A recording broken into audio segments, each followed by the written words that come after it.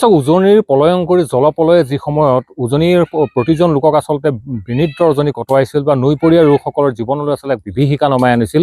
আজি নৈ আচলতে কিছু শান্ত, কিন্তু এই মুহূৰ্তত কিন্তু জাজিপৰীয়া যিসকল লোকসকল আচলতে অন্য এক দুশ্চিন্তাত আচলতে ভুগিব লগা হৈছে। কিয়নো এই মুহূৰ্তত জাজি অঞ্চলত জাজি নদীয়ে ৰৈছে এক কালৰূপ, আৰু যিহেতু বৃহৎ খহনীয়া এই মুহূৰ্তত এখন গাঁও প্ৰায় নিশ্চিহ্ন কৰাৰ দিশত আগবাঢ়িছে। এইটো স্থান হৈছে জাজি চূড়ামণি মুছলিম গাঁৱত আছো আৰু এই মুহূৰ্তত, আৰু মুছলিম গাঁও অঞ্চলটোত এই মুহূৰ্তত জাজি যি ভয়াৱহ খহনীয়া, এই খহনীয়া সম্পূৰ্ণ মুছলিম গাঁওখনলৈকে এই মুহূৰ্তত এক ভাবুকি কঢ়িয়াই আনিছে।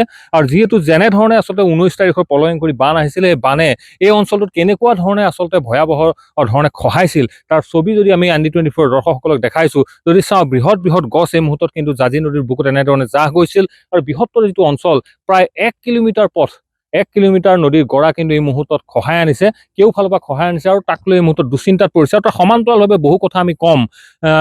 এই যিটো অঞ্চল, এই অঞ্চলটো যদি আপোনালোকে দেখাওঁ যে 11 kV এটা উচ্চ শক্তি সম্পন্ন আচলতে বিদ্যুতৰ তাঁৰ আচলতে নৈ কাষেদি গৈছে, যিটো এই মুহূৰ্তত আচলতে খহি পৰিবলৈ আৰু বেছি সময় নাই, যিহেতু এই খহনীয়াই সেই উচ্চ ক্ষমতা সম্পন্ন আচলতে বৈদ্যুতিক তাঁৰৰ খুঁটা আচলতে প্ৰায় চুইছেগৈ, আৰু কিছু সময় আৰু এনেধৰণে খহাই থাকিলে আৰু কিছু দিনৰ পাছতে যে এইসমূহ সম্পূৰ্ণৰূপে নৈত যা যাব সেইটো কথা কিন্তু নিশ্চিত। মই একাংশ স্থানীয় লোক আছে, মই কিছু কথা জানিম কেনেকুৱা ধৰণৰ। চাওক এই যিটো দৃশ্য, যিহেতু এই আপোনালোকৰ গাঁওখনলৈ আমি পানীৰ সময়ত আহিছিলো, ইয়াতো মানুহৰ এবুকু এডিঙিলৈকে পানী হৈছিল গাঁওখনৰ। তাৰপাছত এতিয়া যিটো দৃশ্য যে খহনীয়া, কি ক'ব এই কথাটো? চাইছেনে কোনোবা? জলসম্পদ বিভাগ আহে নাই?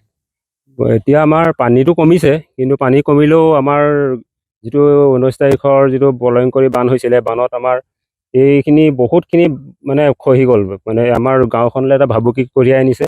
ভালেমানখিনি গছ চছ আজি আছিলে, ভালেমান 1 কিলোমিটাৰমান প্ৰায় পথ আমাৰ খহাই লৈ গৈছে, আৰু গাঁৱৰ প্ৰায় ঘৰবোৰৰ ওচৰ পাইছেগৈ। গতিকে আমাৰ এই যদি আকৌ যদি পানী বাঢ়িবলৈ হয়, আমাৰ ঘৰ দুৱাৰৰ কাৰণেও এটা ভাবুকি সৃষ্টি হ'ব বুলি আমি ভাবিছোঁ। গতিকে বিভাগৰ কৰ্তৃপক্ষ এতিয়ালৈকে আমি অহা দেখা নাই। গতিকে এই ND24 যোগেদি আমি বিভাগীয় কৰ্তৃপক্ষক অনুৰোধ জনাইছোঁ যাতে এই আমাৰ এই জাজি চূড়ামণি মুছলিম গাঁৱৰ আৰু নেশ্যনেল হাইৱে দক্ষিণ পাৰে থকা এই যিটো অঞ্চলটো খহাই যিটো এটা বিৰাট ক্ষতি কৰিছে, এই ক্ষতিটোৰ কাৰণে এটা যাতে সুব্যৱস্থা কৰি দিয়ে। আৰু যিহেতু এই জাজি নেশ্যনেল হাইৱেৰ পৰা আমাৰ এখন চেতিয়া গাঁৱলৈ যোৱা এইটো এটা সংযোগী পথ হয়, এই পথটো নিশ্চিন্ন হোৱাৰ পথত আগবাঢ়িছে।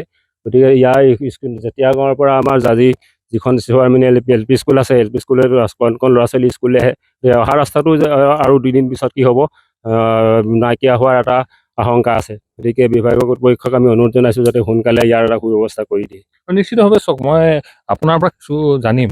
যিহেতু চাওক আপোনাৰ যিলোকৰ যিখন গাঁও চূড়ামণি মুছলিম গাঁও, আজি তাৰিখত কিন্তু অস্তিত্ব সংকটত, গৰা এনেধৰণে খহাইছে। আচলতে এই যিটো পানী আমি আহোঁতে আপোনালোকৰ ঘৰত বুকু এডিঙিলৈকে পানী, আজি গৰা যেনেধৰণে খহাইছে, নৈ কাষ চাপিছে গাঁওখনৰ, এই কথাবোৰ আচলতে স্থানীয় বিধায়কজনৰ সমান্তৰালভাৱে যি জলসম্পদ বিভাগ, এই বিভাগবোৰে আচলতে এই কথাবোৰ এতিয়াও নাই চোৱা নেকি? হয়, নিশ্চিত তেওঁলোকে মানে গুৰুত্ব সহকাৰে লোৱাই নাই নেকি। যিহেতু এতিয়ালৈকে দেখোন এতিয়া আমি আমাৰ বিভাগীয় আপোনাৰ MLA ছাৰে হওক বা অন্যান্য চৰকাৰী পক্ষৰ কোনো তেনেকৈ অহা দেখা নাই। গাঁও প্ৰধান বা এনেকৈ ৱাৰ্ড মেম্বাৰৰ পৰা আৰম্ভ কৰি তৃণমূল পৰ্যায়ৰ যিসকল তেওঁলোকে আহিছিলে, খবৰ লৈছিলে বা তেওঁলোকে আমাক জনাম বুলি কৈছিলে যে আমি ওপৰত জনাম, কিন্তু জনাইছেনে নাই আমি এতিয়ালৈকে ভালকৈ নাজানো, বা এতিয়ালৈকে আমাক কোনো সুব্যৱস্থা কৰি দিয়া নাই। গতিকে আমি আহ্বান জনাওঁ যে তেওঁলোকে অতি সোনকালে আহি ইয়াক পৰিদৰ্শন কৰে, চাওকহি কি হৈছে পৰিস্থিতি। আমাৰ গাঁৱৰ ৰাইজ একেবাৰে শংকাত ভুগি আছে। গতিকে গাঁৱৰ ৰাইজক যাতে উদ্ধাৰ কৰে, তাৰ বাবে আমি আহ্বান জনাইছোঁ চৰকাৰক আৰু প্ৰতিনিধিসকলক। কিমানটো অঞ্চল আচলতে খহালে? প্ৰায় আপোনাৰ 1 কিলোমিটাৰমান পথ, আৰু আপোনাৰ বহলকৈ চাবলৈ গ'লে প্ৰায় 15-20 মিটাৰমান খহাই দিছে। গছ গছনিৰ পৰা আৰম্ভ কৰি চব পানীৰ তলত এতিয়া নদীত পৰি আছে। নিশ্চিতভাৱে চাওক, এয়া ছবি আমি স্থানৰ পৰা দেখাইছোঁ, আৰু মূলতঃ এই কথাটো আমি কৈছোঁ যে ৰাজ্যৰ মুখ্যমন্ত্ৰীজনৰ দৃষ্টিগোচৰ কৰাইছোঁ।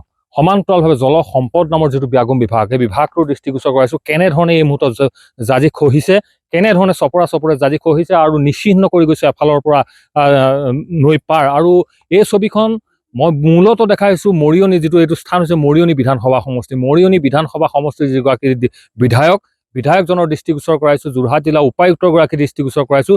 এই স্থানবোৰত আচলতে ব্যৱস্থা এই মুহূৰ্তত ল'ব লাগে, যিহেতু এই যি পলয়ংকৰী বান্ধ, এই পলয়ংকৰী বান্ধত এই যিখন গাঁও, এই গাঁওখনৰ প্ৰতি ঘৰ মানুহৰ ভিতৰত আচলতে এবুকু এডিঙিলৈকে পানী। আজি বান্ধ শুকাইছে, কিন্তু এই গৰা খহনীয়া এইসকল লোকৰ আচলতে নিদ্ৰা হৰিছে। গতিকে এই ছবি আমি পুনৰ ৰাজ্যৰ মুখ্যমন্ত্ৰীজন, জলসম্পদ বিভাগৰ দৃষ্টিগোচৰ কৰাইছোঁ। জিঅ' বেগ হওক বা যেনেকুৱা ধৰণৰ নহওক, অত্যাধুনিক আচলতে ব্যৱস্থা বিজ্ঞানসন্মতভাৱে এই জাজিৰ গৰা আচলতে অনতিপলমে যদি ৰক্ষা কৰিব নোৱাৰে, যে অনাগত সময়ছোৱাত যে আৰু অতি ভয়াৱহ যে পৰিৱেশ এই গাঁওখনলৈ নানিব, সেইটো কথা কিন্তু এই মুহূৰ্তত একেষাৰে ক'ব নোৱাৰি।